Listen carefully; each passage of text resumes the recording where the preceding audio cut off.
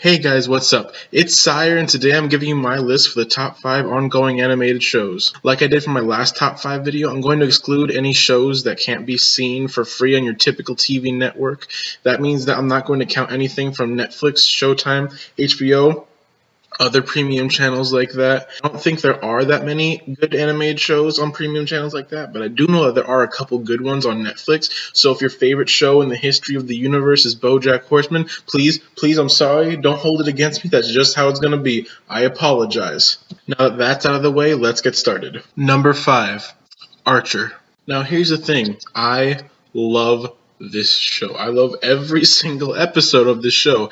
If you do not like this show, then we simply can't be friends. I'm just kidding, we can be friends. I'm very lonely. I can't really afford to reject anyone. So this series, if you haven't heard of it already, is basically a raunchy comedy show about a spy organization named ISIS and its main character named Sterling Archer, hence the name of the show being Archer. And basically, this guy is a horrible person, but he's hilarious. And that's all that really matters, isn't it?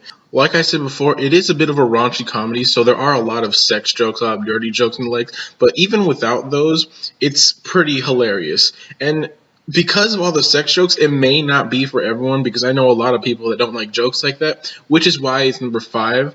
But if you do like shows like that and you haven't seen it yet, then you're basically wasting your time, because it is a hilarious series. But that's not to say that it's only comedy and dirty jokes, because later on in the series it does get a bit more of a human aspect to it. There is a bit more plot development, some character development. Sterling realizes that he's kind of an asshole and he tries to be better, stuff like that along those lines. And overall, I just really love this show. It's really good. You guys should watch it if you haven't seen it yet, if it is in your wheelhouse, like I said before. Number 4, Star versus the Forces of Evil. Alright guys, this show hasn't even finished its first season. It basically just came out. I think it only has like 15 episodes so far. But here's the thing, I already love this series. In fact, the only reason I'm counting it as number 4 is because it's barely started, and I feel like I should give it more time before I give it a higher rating than I currently am. In fact, I think it may actually be tied with number 3, but the only reason I don't say that for sure is because it's only on its first season. It hasn't gotten past that.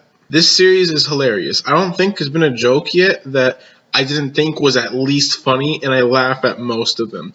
But the key point to this series being the amazing thing it is the two main characters, Star and Marco.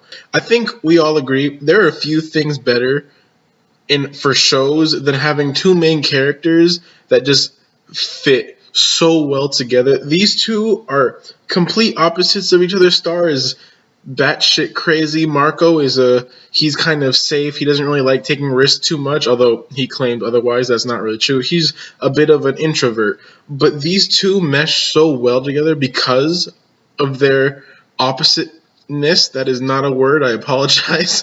But they fit so well together because they are total opposites, and it feels so good to watch them get along. They are best friends at first. Marco thinks she's kind of crazy, but it doesn't take long before they're best friends. It takes exactly half an episode, actually. They're best friends right after that, and it's just perfect. It's one of the most lovable things you can find in a show, and that on top of the fact that it's hilarious and it has this whole crazy world that makes no sense, that it just stacks on good thing after good thing. Like I said before, the only reason I don't think that this is equal to number 3 already is because it just started. It has plenty of time to go downhill like a lot of cartoons do nowadays, which totally sucks, but it could happen. I don't think it will, because so far it's been pretty on point, but just in case it does, I don't want to get your hopes up. But as it is right now, it is an excellent show, and I totally recommend it. Number 3, The Amazing World of Gumball. This is another hilarious show.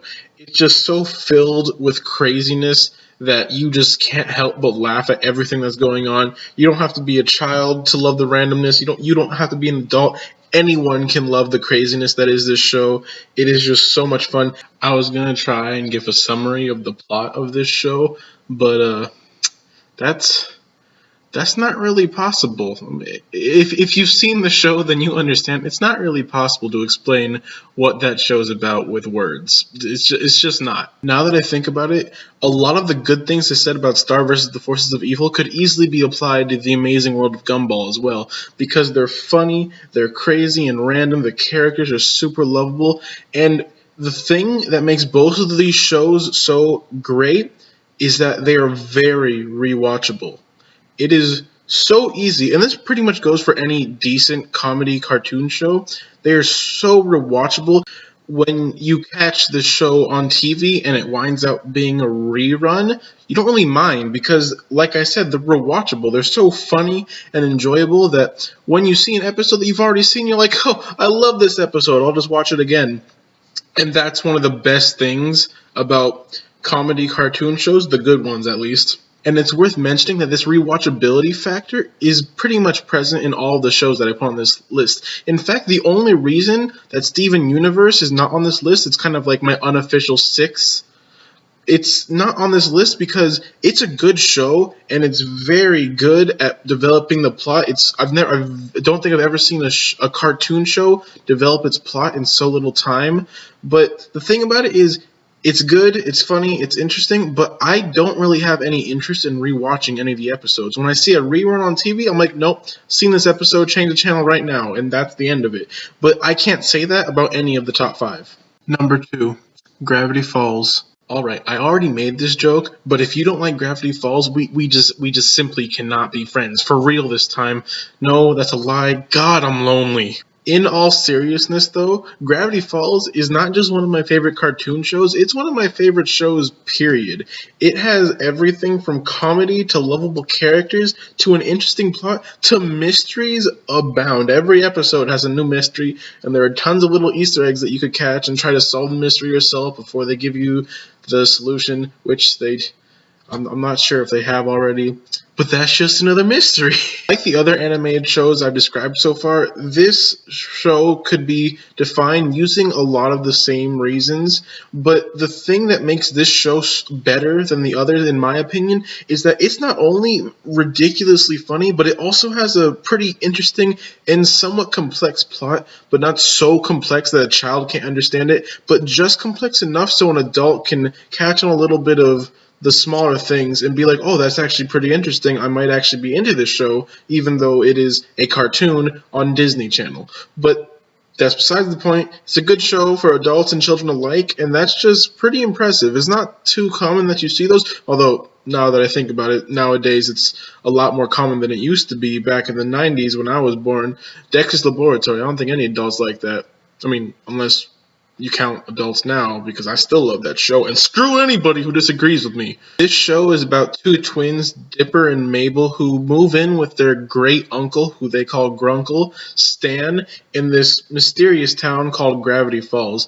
At first, it seems like they're going to be kind of bored, but then they found out there's a lot of mysteries surrounding this town, and a whole bunch of weird and crazy stuff happens every day, and it's mysterious. It's a mysterious town. It's mysterious. I can't really describe it any other way.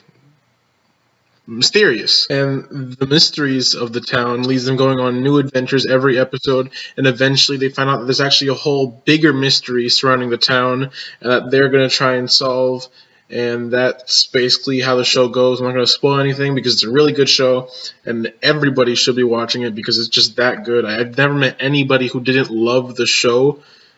I don't really introduce myself as like, hi, my name's Sire. Do you love Gravity Falls? I don't do that, obviously, but of the people who I know that have seen the show, I've never met anybody who didn't love it. Yeah. Like I said before, to explain why this show is good, you could use a lot of the other reasons I used to explain the other shows on this list. Like, it's funny, the plot's weird and random, and that just makes it fun, and the two main characters get along super well, even though they're total opposites, but that's just what makes it so perfect. And the thing that makes this one better is that it has the added-on factor of it's really interesting too because of all the mysteries. Basically, it's a comedic cartoon that actually has a plot but also has that rewatchability factor that not enough cartoons with plots have. Number 1, Rick and Morty. This is an animated show that I would classify under the same category as Archer, in that it's a raunchy comedy, except it's not exactly the same as Archer because most of the jokes are not sex jokes, they're more just adult jokes that aren't really for children, which is obvious since it's on Adult Swim, and if you can't figure that out before you start watching it, then you have other issues in your life that you should probably deal with. I wasn't sure if I should make this show my number one animated show because I wanted to make my number one show a cartoon that was comedy but also a really interesting plot. So a more complex animated show, so to speak. And so far, this show is on its second season, and it hasn't really shown much in the death department. But recently, you see that these characters are actually taking what's going on very seriously, and it's really hard to explain what this show is about, but basically it's like aliens, alternate dimensions, a whole bunch of fake science stuff. It's pretty ridiculous. It's somehow one of the more ridiculous shows on this list plot-wise, but even though everything going on around them is so unrealistic, you start to realize, oh wow, these characters are actually taking real life consequences into account here. They're thinking about these situations very seriously. That guy's feeling some pretty serious sadness, and even though they've only joked about that until now, you see that it's actual sadness. You should be taking it seriously. It could lead to pretty serious consequences. And don't get me wrong, this is not a drama. This is a comedy primarily, foremost. Any word that means importantly, it's a comedy. The drama and seriousness is a very small part of the show, but the fact that it's still present, even though it is such a ridiculous show, I feel is really interesting. It makes me feel like this show reaches a level of depth that most shows can't even really touch because they know that they're ridiculous, but the fact that they've made these characters, put them in these ridiculous situations, but still made them seem like actual people who feel actual emotions, I really think that's interesting. And I could say the same thing about Gravity Falls, again, which is why it's number 2, but the thing about Rick and Morty is that it's hilarious, and so is Gravity Falls, but maybe it's just because Rick and Morty is more fresh in my mind since it's newer, but I laugh harder at Rick and Morty, and I feel like anyone who's seen the show thinks it's hilarious, even though it is ridiculous and it is pretty raunchy, so it is not for everyone, but it is a hilarious show, and the fact that it also has some very, very small, serious tones is really interesting to me, and that's why I made it my number 1. Well, guys, that's about it. This is my top 5 best ongoing. I better not hear nothing about why isn't the Avatar on this list? The Avatar should be on every list. No. This is my top 5 best ongoing animated shows. Ongoing. I'm going to emphasize that again because I know somebody's going to say it. Peace out.